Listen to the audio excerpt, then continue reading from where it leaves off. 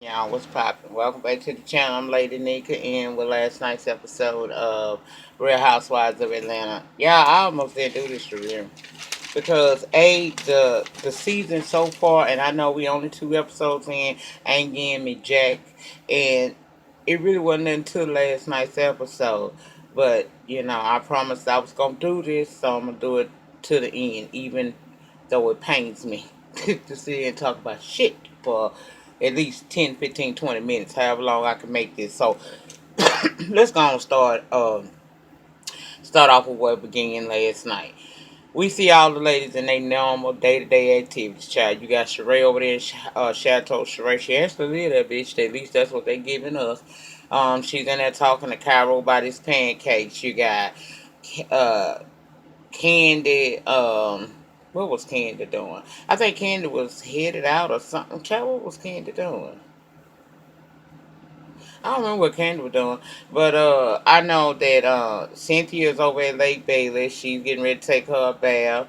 Um, we got Kenya. She's sending out emails and playing with her dogs. You got Portia, who is preparing to welcome Lauren and her baby in. Since her and her baby dad are having some issues right now, so she gonna open up her home to her, to her. Okay, so what we learned in the beginning of the episode is that Cynthia wants some love in her life. Say she, at 50, she want to be loved by a man again.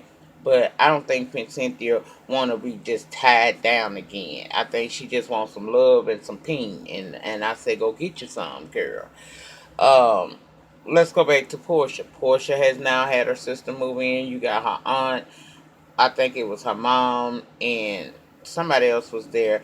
They're all getting Lauren acclimated to being in the house with Portia. They play with each other by house rules. And then later on, as they're sitting in the kitchen, Cynthia's 50th birthday party comes up, and Portia said her and Candy in a good place. And I was like,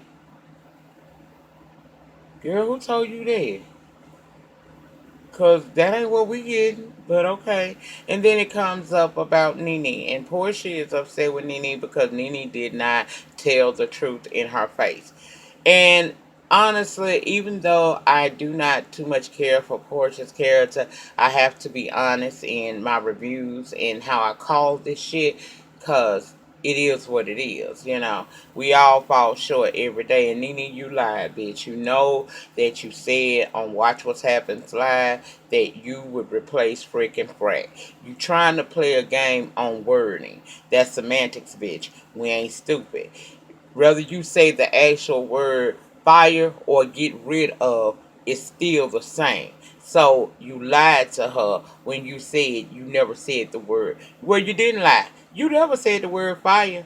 But what you said was the same thing as fire. So you lying, bitch. Should have just stood in your shit. But I ain't gonna stay on that too long.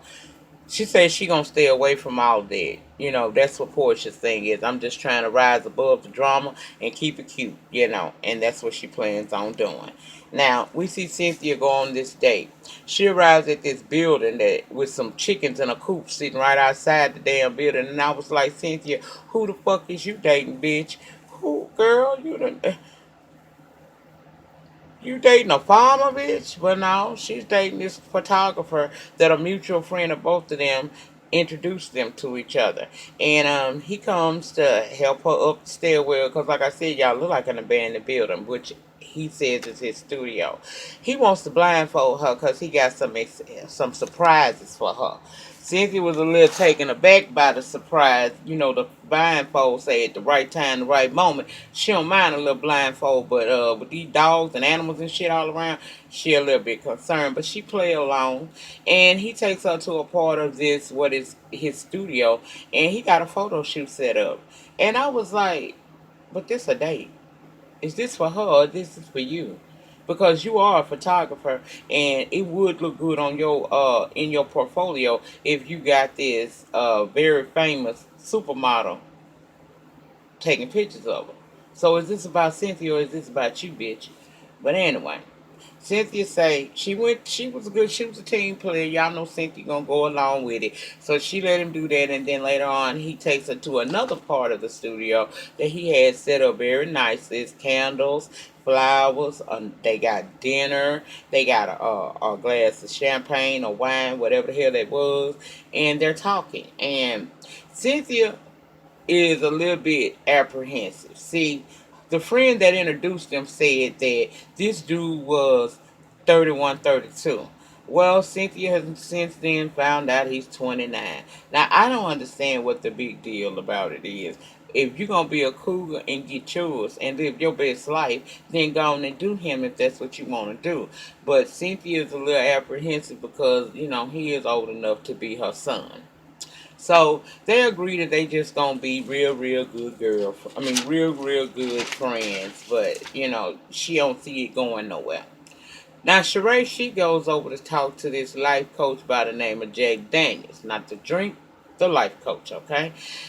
Since last year, when we found out about the physical abuse with Bob, her former husband, Sheree has been confronted by some old demons, and the demon is that she kind of suppressed everything that had happened when her and Bob was together, and when it came out last year, it brought back a lot of feelings, and she's concerned as well that her children are not, don't know about this. And I was thinking in the book of my mind, girl, if this was on last season, you don't have little bitty kids. You got kids who have social media.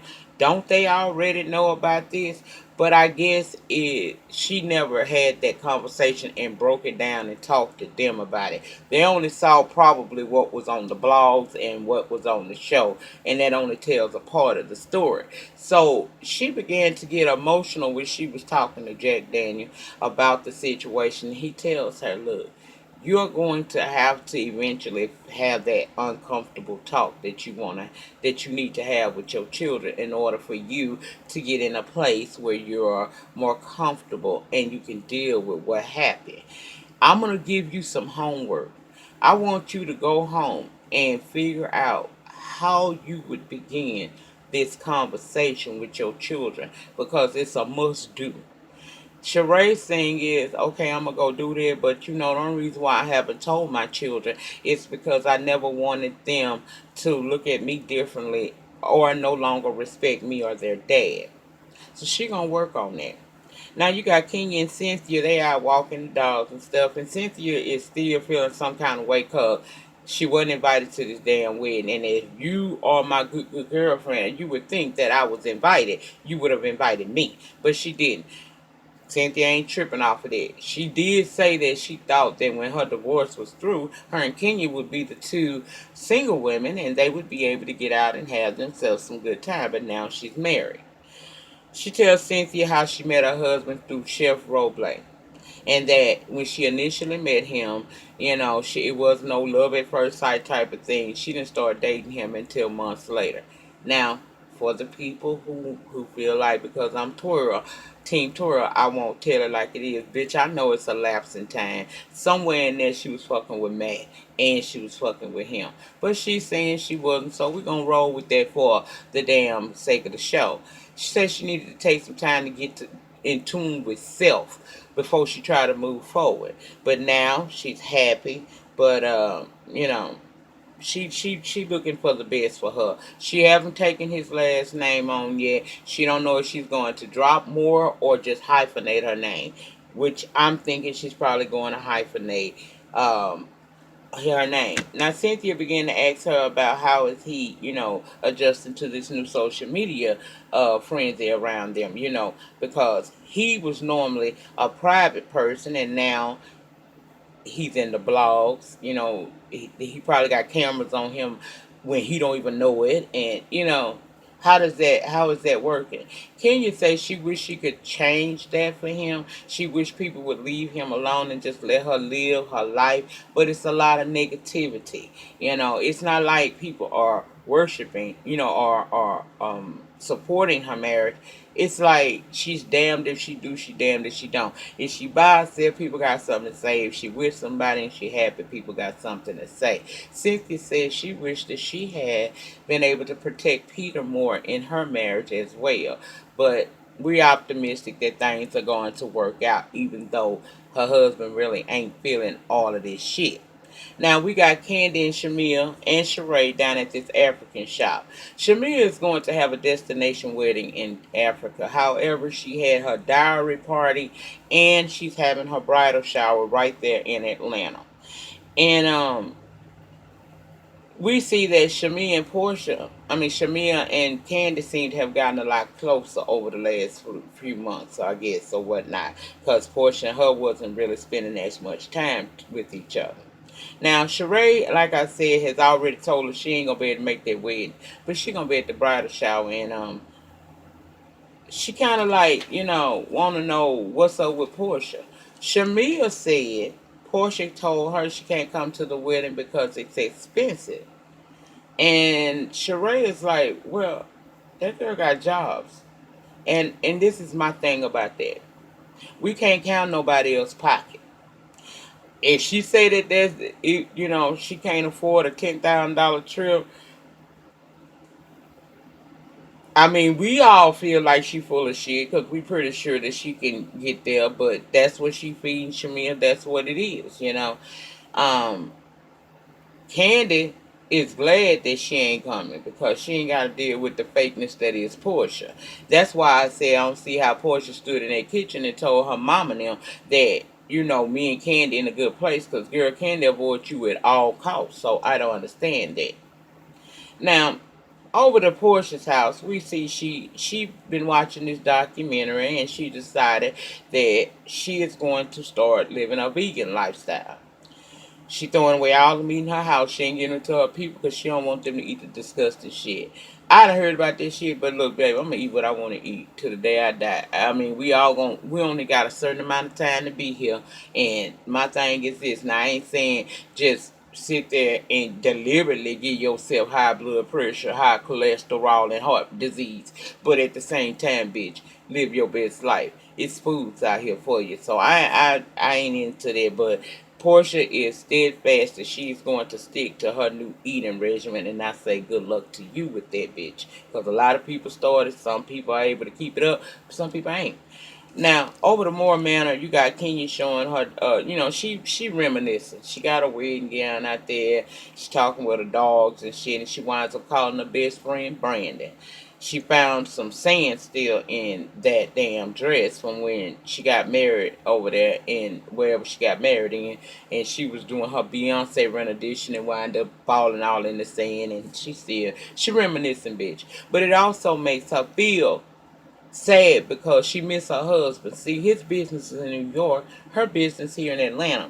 But the main thing that is upsetting her is that the public is harassing this man. People are coming out of the woodworks to tell him about who she was, who she is, and things she's done in the past.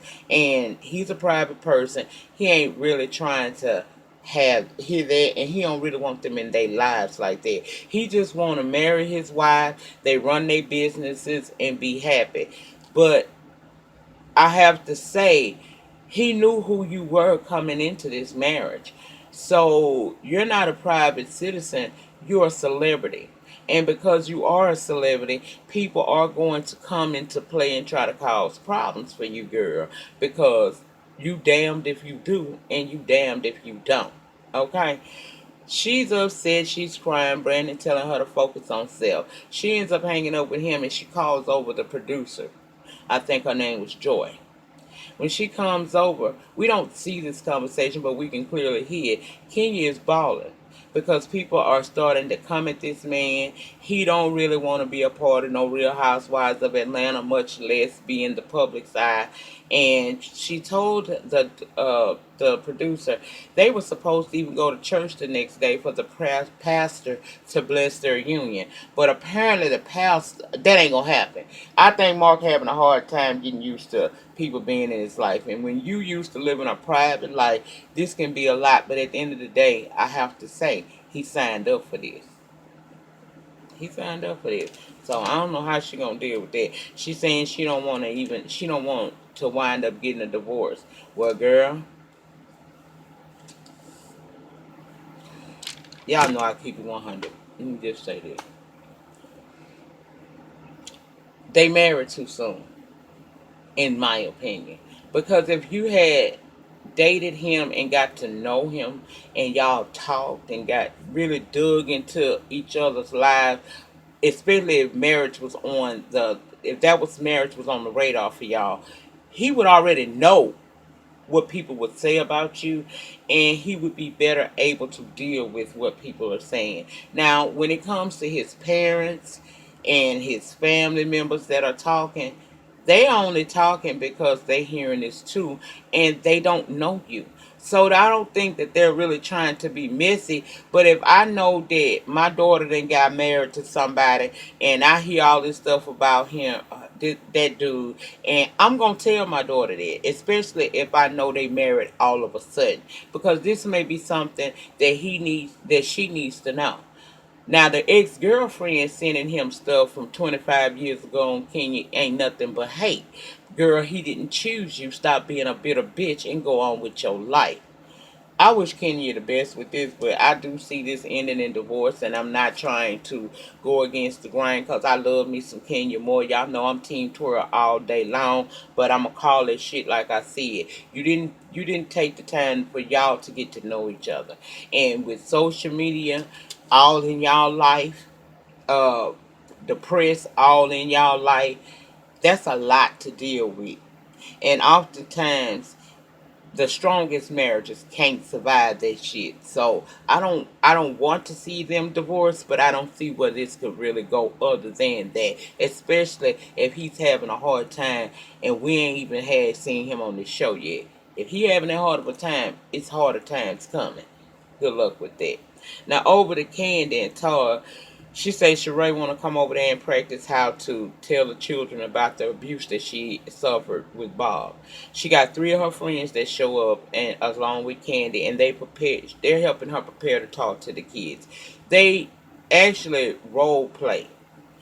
They let Candy was the one that was being Sheree, and her friends were the kids, and they were throwing questions out, and that the kids may ask and helping her deal with how to answer that. That was good. I think it's gonna be all right. She's gonna be able to talk to her children about this situation, especially if it's bothering her so bad. That's part of letting it go, is to talk it out.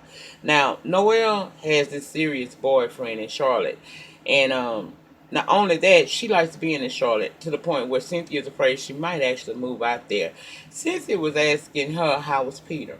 She said Peter was fine. Then she asked, do Peter ever ask about me? Cynthia, you chose to close that door on your marriage. Stop bringing this man up. You didn't want to be with Peter no more. Gonna tell her, don't tell him that she asked about him. It don't matter. We seeing it. He gonna see it on TV. If you done with Peter, let Peter go. Stop asking about Peter. Stop inquiring about Peter at all. Just let it be what it's gonna be. And Noel, I honestly feel like at 19, 18, you just graduated from high school. Okay, it's cool if she chooses to let you take a sabbatical for a year, but I'm tell you something, the longer you wait to go to school, the harder it's gonna be to actually start. And I don't understand why it's okay for your 19-year-old daughter to be jumping in a car driving hours to North Carolina just to see a dude, girl. I'm old school, so that's the reason why that kind of didn't work for me. But I can't tell that woman how to raise her daughter. I just looked at it kind of crazy because at 19, ain't now one of mine finna be getting a vehicle I probably purchased and going to live with no man for no weekend. Now, if she chooses to move to Charlotte, then of course you ain't gonna be able to control that because she is an adult. But I just wouldn't have been alright with that. I feel like Cynthia lonely, really, to tell you the truth. But anyway, she tell Noelle about Evan and his age, and Noelle told her basically, girl, it'd be more socially accepted if I dated him opposed to you. But all right, Cynthia ain't finna deal with that dude. She ain't, cause she ain't. That's way out of her comfort zone. She ain't gonna do it. So she leaves or whatever. Now you got Portia and Lauren. They headed to Shamia bridal shower, and we see guests arriving, and Sheree and Candy arrive. They sit down. When Sheree and Candy sit down, then in comes Portia, and you can tell that Candy ain't feeling that shit at all. Candy ain't trying to have no dealings with Portia at all. Y'all know Candy petty. She holds shit. Candy hold a grudge a long motherfucking time, even though what Portia did, she was used in that situation. At the end of the day, you partook in this shit, this bad rumor about me, so I ain't feeling your ass. And I guess in a sense, she got a right to feel that damn way, bitch. You was part of it, so I don't feel you. They wind up sitting down, and Candy couldn't contain herself. She ends up getting up, leaving away from the table. Just too awkward for her. She ain't here for Portia. She don't like it. Shamir arrives, and they play some games or whatnot, and when the game's is over, they sitting at this table and they talking. And Shamia says to Portia, she's surprised she's there. Now, I don't think that it was a problem with what she said. It's the fact she said it at that table. Portia felt some kind of way about that. Portia told her, I don't know why you feel like it's such a big deal, because I told you that, I was at your diary. She said, oh girl, I forgot about that because we don't really, it be so long since we seen each other. Shamir is letting it be known she got a problem with Portia. She don't feel like Portia been a good friend to her. Portia had earlier, before they all sat at the table, told Sheree that she couldn't go to the wedding, the destination wedding, because of the expenses, and also because she has a condition, basically low blood pressure, and she can't sit in the plane that long. Karma gonna say Portia don't like it unless her legs is up in the air. I felt like that was inappropriate for Karma to say. Karma, this is between Portia and Shamia. Stay out of this. This why Candy Peoples always get accused of saying off the wall shit. Now that probably something Candy wanted to say, but you see that Karma said it, okay? It got uncomfortable to the point where Portia says, this is my cue to leave. And she gets up to leave. Shamir follows her out there. They're in the car talking. And Shamir basically is telling Portia, when what I got you ain't been a good friend to me. I ain't never put Candy before you, but you put Phaedra before me. Portia don't see it that way. They going back and forth. Lauren is trying to be the voice of reason and saying both of y'all need to listen to each other. Stop talking at each other and talk to each other and listen. Listen with a desire to understand. Child Portia ended up telling Shamia she wasn't trying to hear it no more. So at that point, Shamia was like, well, fuck it then, bitch. She got up out the car and she left. Portia said, "It's some people that you have to love, but It's some people you can love, but you gotta love them from a distance." And it seemed like Shamir is gonna have to be loved by me from a distance, and that's where it went off a mess. Like I said, it wasn't much to that episode last night. It really wasn't, and it's even less for Escape. And I'll be back with that momentarily. Y'all remember, the depth of your struggle will determine the height of your success. In the meantime, in between time, please remember to rate, comment, and subscribe to this channel. And I'll see you guys back for Escape. Still kicking it. Peace.